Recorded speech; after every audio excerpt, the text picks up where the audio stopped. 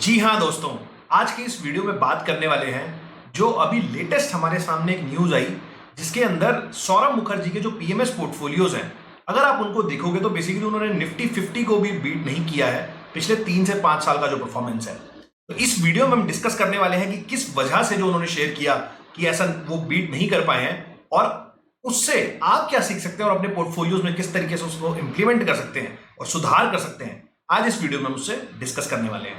तो चलिए दोस्तों, वीडियो को स्टार्ट करता हूं। सबसे पहले अगर आप न्यूज देखोगे, अभी आपसे शेयर भी करूंगा, जिसमें उन्होंने कंप्लीटली अपने सारे पीएमएस इन्वेस्टर्स को कहीं ना कहीं बताया है कि जो हमारी मिस्टेक है पिछले 3 से 5 साल के अंदर वो है बाप इन्वेस्टिंग। अगर आप बाप इन्वेस्टिंग के बारे में नहीं जानते तो इसका मतलब है by company at any price strategy. तो जो अच्छी कंपनीज होती हैं, बेसिकली सौरभ मुखर्जी ने जो पिछले 3, 4, 5 साल के अगर आप उनके इंटरव्यूज देखोगे या बेसिकली अगर आप उनको टीवी चैनल्स पे आप उनको देखते होगे या उनके पोर्टफोलियोज में अगर इन्वेस्टेड होगे तो आपने देखा होगा कि काफी बार इस स्ट्रेटजी के बारे में उन्होंने डिस्कस किया कि जो अच्छी फ्रेंचाइजीज होती हैं, जो बड़ी कंपनीज होती हैं, बेसिकली जो कंसिस्टेंट कंपाउंडर्स हैं, जो काफी सालों से परफॉर्म करती आई हैं, कोई रिकमेंडेशन नहीं है, जैसे Asian paints, HDFC bank, Bajaj finance, जो बड़े फ्रेंचाइज हैं वो आप किसी भी रेट के ऊपर बाय कर सकते हो। यही मतलब था बेसिक, अगर मैं निचोड़ के आपको उसका सार बताऊं, और उसमें भी कॉन्सेंट्रेटेड बेट्स ली जाती थी। तो ये स्ट्रेटजी पिछले 5 साल के अंदर काफी ज्यादा फेल हुई है। अगर आप देखोगे, ना तो एचडीएफसी बैंक पिछले 5 साल में कहीं गया है, ना ही बजाज फाइनेंस कहीं पिछले 5 साल में गया है, एशियन पेंट तो गया तो कहीं वैसे ही नहीं है और नीचे और आ गया है। तो क्या ये स्ट्रेटजी सही में वर्क करती है? क्या ये स्ट्रेटजी सही में सही है? मैं एक बार पहले अपना व्यू आपको देता हूं। बेसिकली मेरे हिसाब से किसी भी कोई कितनी भी अच्छी कंपनी हो, उसका क्या प्राइस पे आप उस स्टॉक को ले रहे हो, ये मेरे हिसाब से बहुत इंपॉर्टेंट है। किसी भी कंपनी को किसी भी प्राइस पे ले लेना इस मार्केट के अंदर मेरे हिसाब से काम नहीं करता है। बिकॉज वैल्यूएशंस आपको देखने पड़ेंगे उसको, उस कंपनी के अंदर किस भाव पे, अगर कोई चीज आप ऑलरेडी महंगी ले रहे हो, अगर कोई 100 रुपए की वैल्यू की चीज आप ऑलरेडी 200 रुपए में ले लोगे तो उसकी फिर ऊपर जाने की संभावना बहुत ज्यादा कम रह जाती है। उसके अलावा अगर उसका प्रीवियस ट्रैक रिकॉर्ड देखोगे, अगर एक स्टॉक कहीं ना कहीं आपको पिछले 20 साल से 25 साल से कहीं ना कहीं कंसिस्टेंट कंपाउंडर आपको 20-25% बना के देता है, जैसे एचडीएफसी बैंक जैसा स्टॉक, अगर आप एशियन पेंट जैसे स्टॉक देखोगे, तो ऐसा जरूरी नहीं होता कि अब कि कहीं ना कहीं वो अगले 25 साल भी ऐसा करेगा ही करेगा। बट फिर भी चलो हम मान लेते हैं कि एक चीज मोमेंटम में है तो वो मोमेंटम में ही रहेगी। ऐसा भी टेक्निकल वाले जो होते हैं वो बेसिकली बताते हैं, और मैं भी इस चीज में यकीन रखता हूँ कि एक चीज अगर मोमेंटम में है तो कहीं ना कहीं वो मोमेंटम के साथ ही कहीं ना कहीं चलना पसंद करती है और कहीं ना कहीं वैसी होने की संभावना ज्यादा होती है। बट अगर हमें उल्टा होता दिखाई दे, मतलब अगर वैसा नहीं हो रहा, तो कहीं कोई तो ऐसी जगह होगी या कोई तो ऐसा प्राइस होगा जहां पर आपका व्यू, आपका बेसिकली जो स्टॉप लॉस होगा, चाहे पोर्टफोलियो लेवल पे होगा, बेसिकली जहां पर आप अपना व्यू चेंज करेंगे। हमेशा यही वाली बात मान लेना कि अब तो बेसिकली ये मेरे को कंसिस्टेंटली पैसे बना के देता ही रहेगा, ऐसा कोई एग्रीमेंट नहीं है इन कंपनी के साथ। यही उन्होंने अपने लेटर के अंदर भी बोला है। मैं आपसे एक बार फुल न्यूज शेयर करता हूं, आप उसके अंदर थोड़ी सी डिस्कशन वहां पे करते हैं। तो अगर आप देखोगे,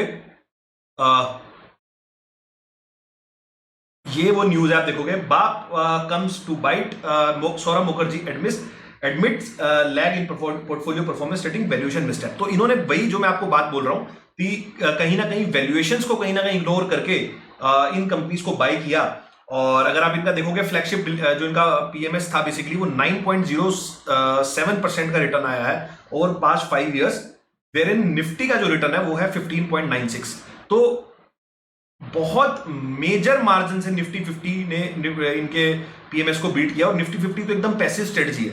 तो अल्टीमेटली, और इनका जो दूसरे वाला जो स्मॉल कैप वाला बेसिकली आप देखोगे पीएमएस, द लिटिल चैम्प्स, उसने तो सिर्फ 8% की रिटर्न ही डिलीवर करे हैं, और कहीं ना कहीं जो इंडेक्स का रिटर्न है, अगर आप BSE 200 लोगे तो वो 17.90, ऑलमोस्ट 18% का रिटर्न है, मतलब 10% का फर्क। तो इस वजह से काफी AUM भी डाउन हुआ है इनका। उसके अलावा अगर मैं नीचे आपसे एक बार शेयर करता हूं, तो इन्होंने यहाँ पर 3-4 बातें यहाँ भी दिखाई हैं कि किस तरीके से क्या क्या हमें दिक्कत आई है।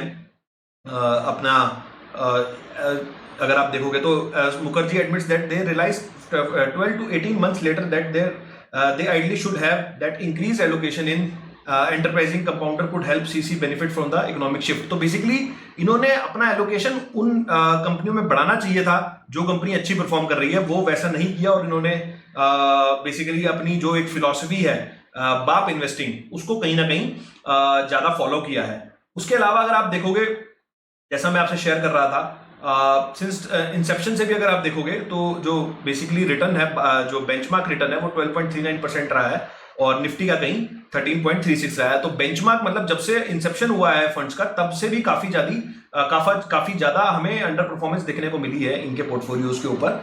और यही बेसिकली रीजन होता है जिस वजह से किसी भी कंपनी को, जैसे मैं आपको बता रहा हूँ, ये जो बाप इन्वेस्टिंग है, आई थिंक काफी सारे इन्वेस्टर्स को, इनके बेसिकली फंड मैनेजर्स को और बाकी लोगों को भी, और कहीं ना कहीं आपको भी वाली सीख लेनी चाहिए कि जब भी आप किसी स्टॉक के अंदर कभी भी बाय कर रहे हैं तो आपको उसका प्राइस जरूर एक बार चेक करना है कि क्या उसकी वैल्यूएशंस के साथ प्राइस मैच कर रहा है। दूसरा, अगर आप एक मोमेंटम इन्वेस्टर हैं और आप मोमेंटम के साथ जाना चाहते हैं, आप उसके अंदर इन्वेस्ट करें, लेकिन कहीं ना कहीं एक ऐसा पॉइंट जरूर आएगा, एक ऐसा पॉइंट जरूर होना चाहिए कि वहां पर आपको बदलना है, वहां पर अपने आप को चेंज करना है, वहां पर आपको ये एक बार रिव्यू करना पड़ेगा कि आप जो इस बेसिकली स्क्रिप्ट के अंदर या स्टॉक के अंदर आप जो मोमेंटम देख रहे हो, क्या मार्केट भी वैसा ही बोल रही है या मार्केट कुछ और बोल रही है। ऐसा भी हो सकता है, आप देखो एचडीएफसी बैंक ने, जिसने मोमेंटम देख के 2019 जैसे ये भी पोर्टफोलियो है 2018 के अंदर इन्वेस्ट किया होगा, वो कहीं ना कहीं अभी भी उन्हीं रेट्स के ऊपर है एचडीएफसी बैंक में। एशियन पेंट में तो अपने रेट से नीचे हैं। और अगर बजाज फाइनेंस की बात करोगे तो 2000 आज जब मैं वीडियो बना रहा हूं तब जाके उसका 9000 का प्राइस है, बट इससे पहले तो वो भी 5 साल से लगभग सेम ही प्राइस पे है। तो जीरो रिटर्न आए हैं बेसिकली इन्वेस्टर्स को। तो अनलेस और अंटिल आपकी 10+ साल, 15+ साल, 20+ साल का होराइजन नहीं है, कहीं ना कहीं आपको पेन हो सकता है अगर आप ये वाली स्ट्रेटजी को अपनाते हो, बाप इन्वेस्टिंग को। मेरे को इससे यही निचोड़ यही निचोड़ निकल के आता है कि आपको इस तरह की गलती स्टॉक मार्केट के अंदर नहीं करनी चाहिए। आपका क्या व्यू है? क्या ये बाप इन्वेस्टिंग एक सही तरीका था इन्वेस्ट करने का? आपको क्या लगता है मेरे को कमेंट सेक्शन के अंदर बताओ। और वीडियो कैसा लगा? अगर अच्छा लगा है तो लाइक करें, शेयर करें, चैनल को जो सब्सक्राइब कर लें ताकि आपको इस तरीके के इन्फॉर्मेटिव वीडियोस और एजुकेशनल वीडियोस पहुंचते रहें। चलिए दोस्तों, इस वीडियो को यहीं समाप्त करता हूं। मिलता हूं आपसे अगली वीडियो में इसी तरह के कुछ नए और इंटरेस्टिंग टॉपिक के साथ। चलिए दोस्तों, नमस्कार।